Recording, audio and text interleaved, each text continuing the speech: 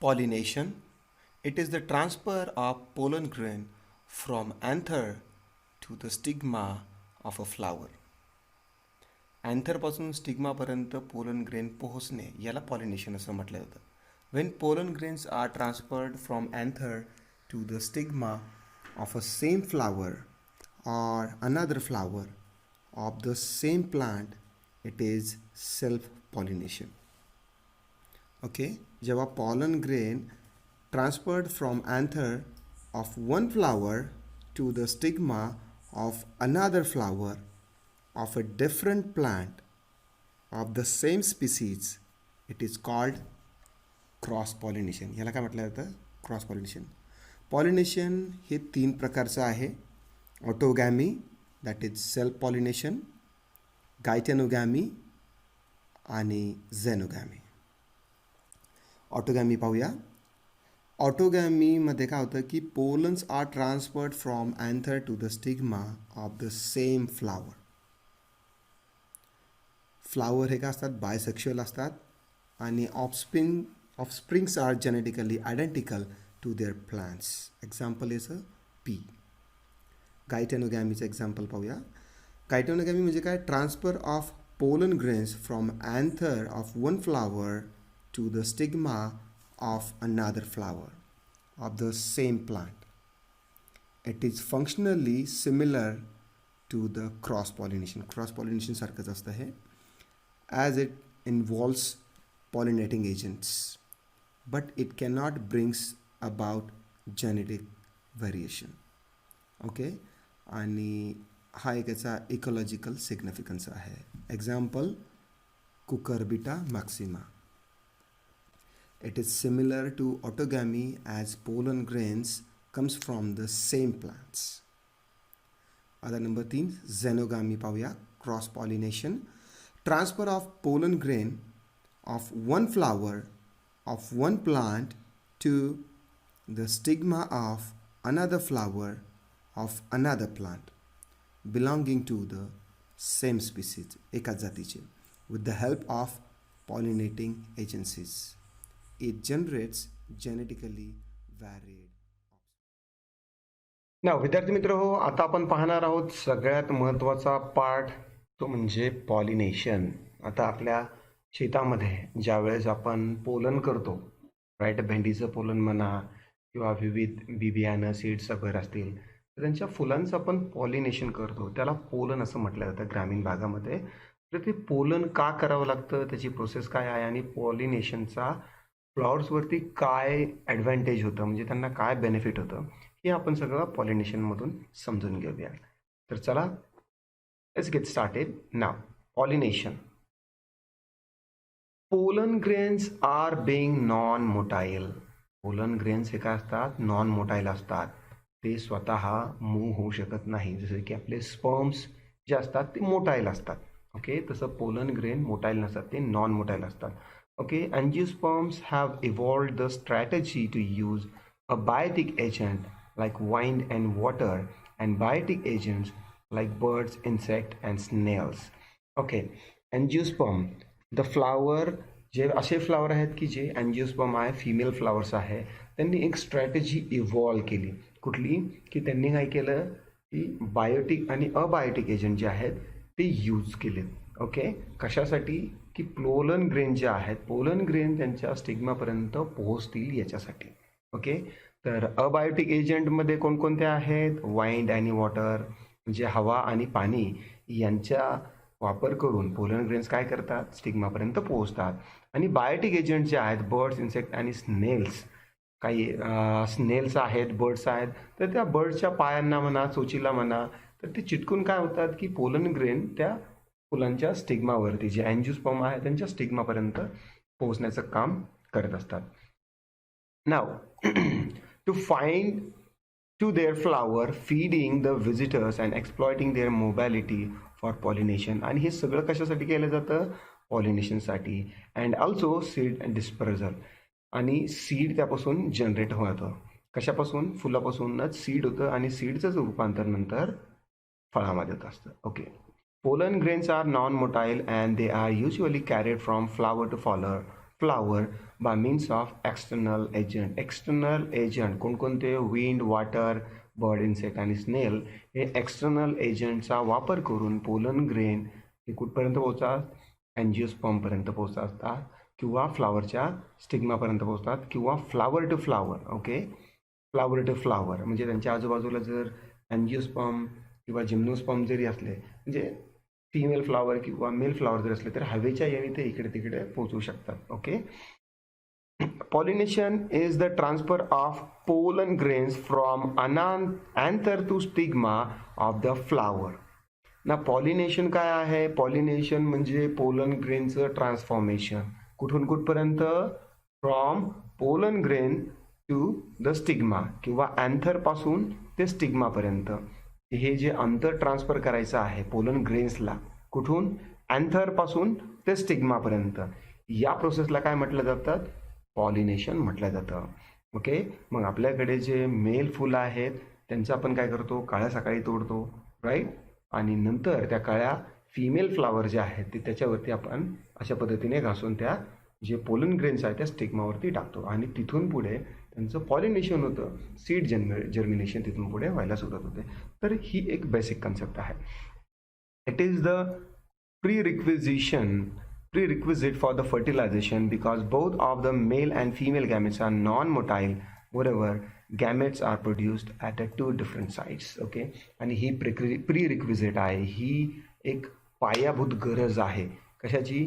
म्हणजे flower germinate होण्याची, right, flower develop होण्याची. ही कशाची?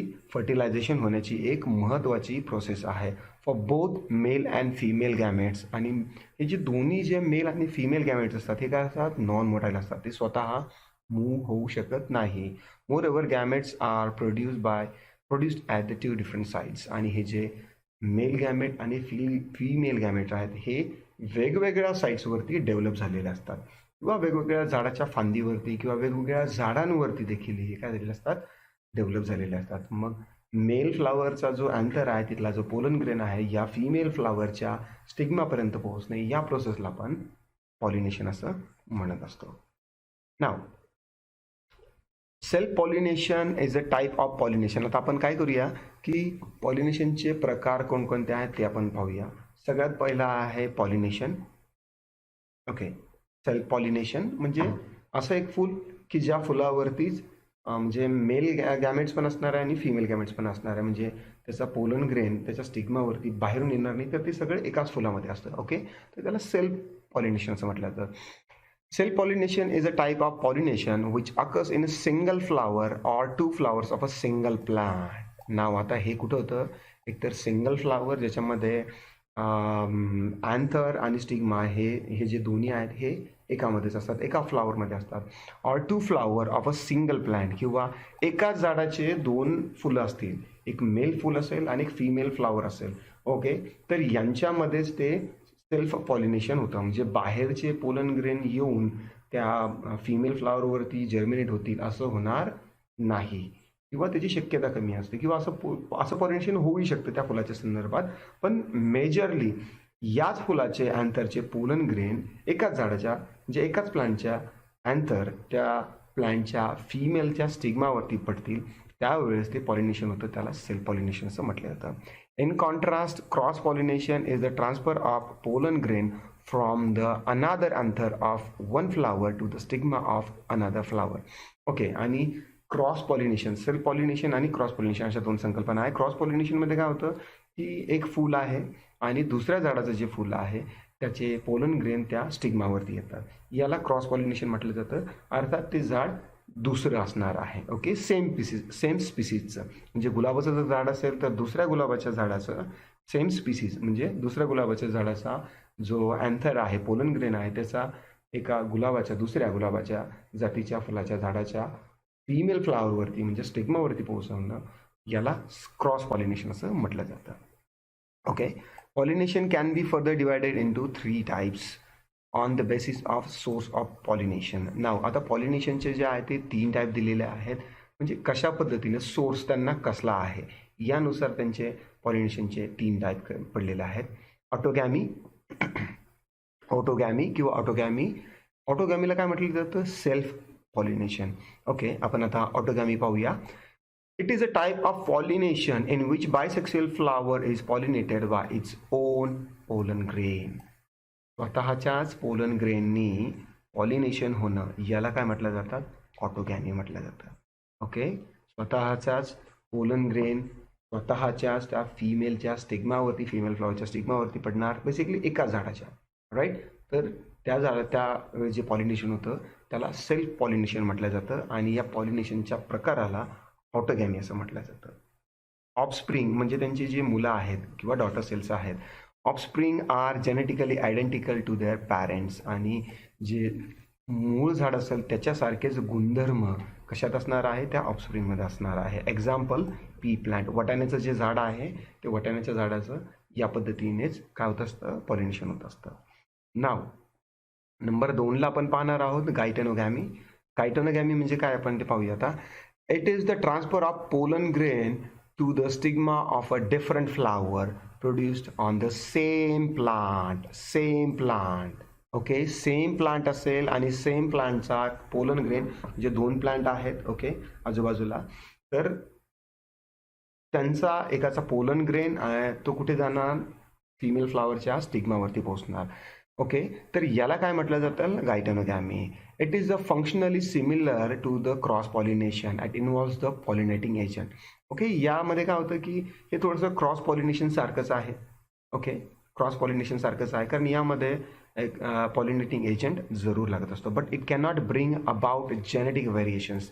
पण या पॉलिनेशनने जेनेटिकली व्हेरियंट ऑफस्प्रिंग तयार होत नाही. And it is only of a ecological significance. Okay, ecological यामध्ये फक्त काय असतो? सिग्निफिकन्स असतो. एक्झाम्पल आहे कुकुरबिटा मॅक्सिमा. बघा, एक्झाम्पल जे आहे ते तुम्हाला कशा पद्धतीने लक्षात ठेवावेच लागतील. Remembering few things is good for you. काही गोष्टी ज्या आहेत ते तुम्हाला रिमेंबर करावंच लागणार आहे.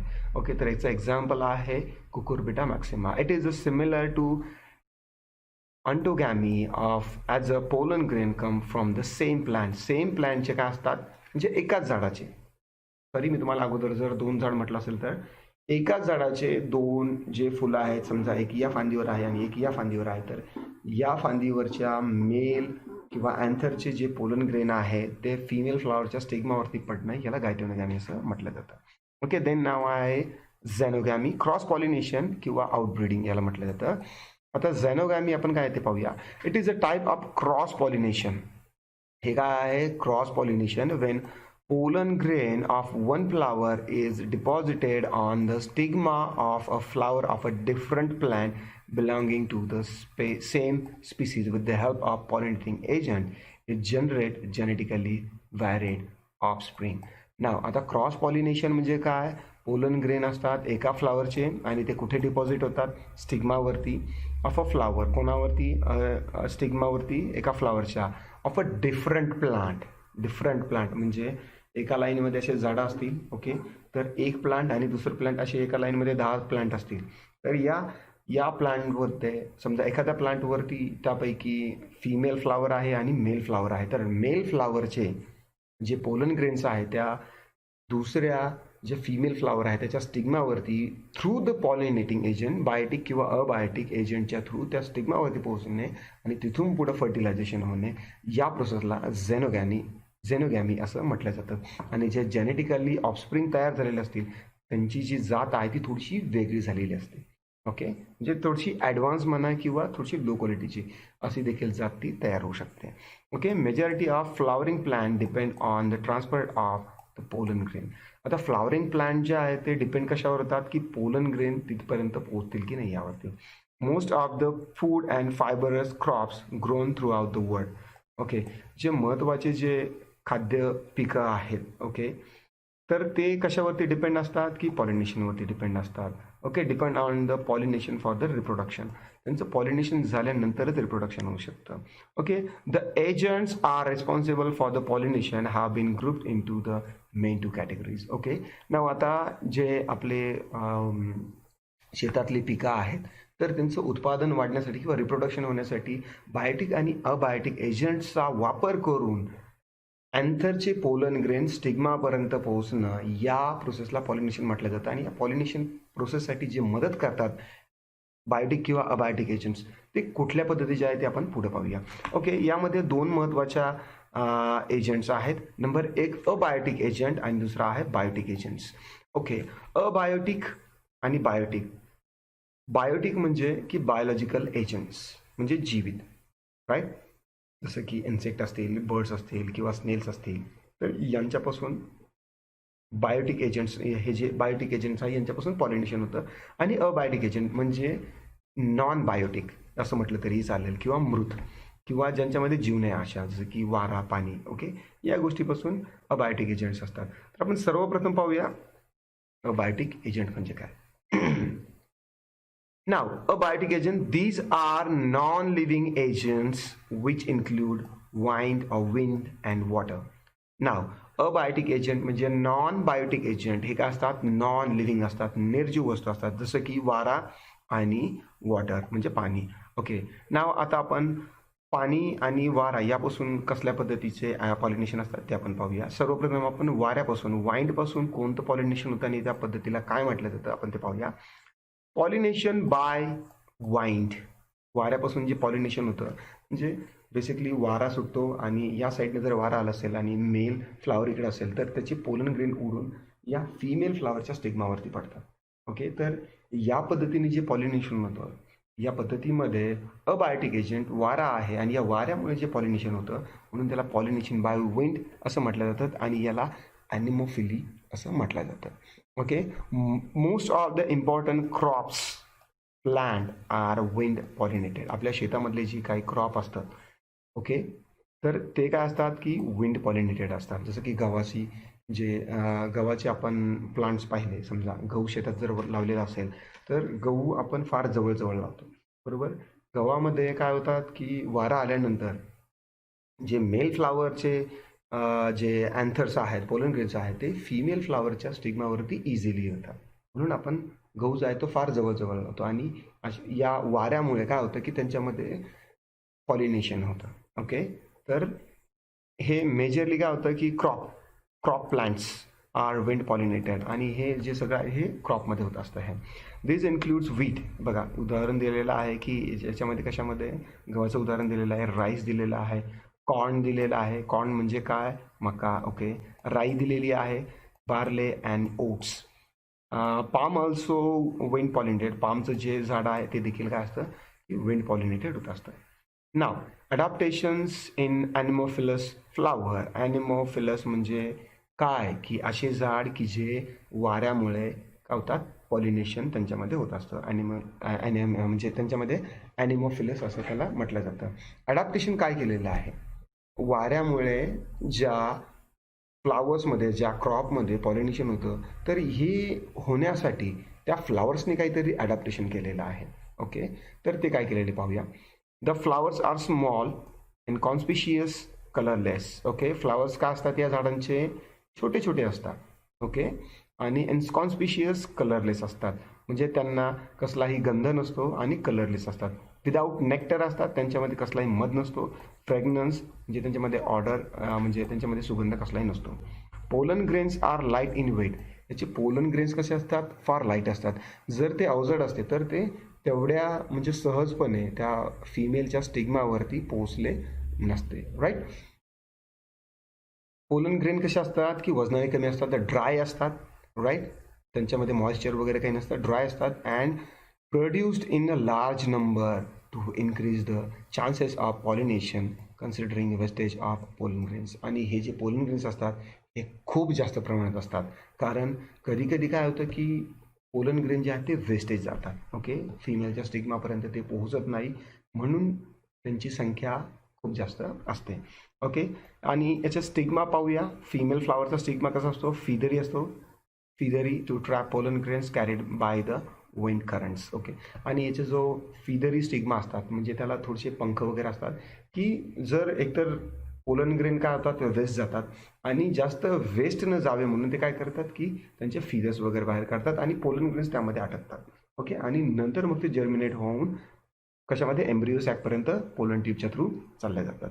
ओके, सो स्टिग्मा कशी असते याची, फिदरी असते. Now, stamens are exerted and long filamented and versatile anther. याचे जे स्टेमन्स असतात ते काय असतात, लॉंग असतात, थोडेसे लंबे असतात. Stamens and stigma are expose to the air currents. आणि हे जे असतात हे काय असतात की एक्सपोज झालेले असतात हवेशी, म्हणजे हवेशी त्यांचा लवकर संपर्क यावा या पद्धतीने असतात. ओके, म्हणजे हवेचा संपर्क त्या पोलन ग्रेनशी आला की लगेच ते बाजूला म्हणजे त्याच्या ज्या आजूबाजूला जे फिमेल्स असतील फ्लावर्स, तर त्यावरती ते पोलन ग्रेन लगेच पडले पाहिजे. मग या पद्धतीने आपण इथं मक्याचं झाड आहे हे इथं पाहूया. इथं मेल हे जे आहेत हे काय आहेत, मेल फ्लावर्स आहेत. ओके, देन याचे लीफ आहे.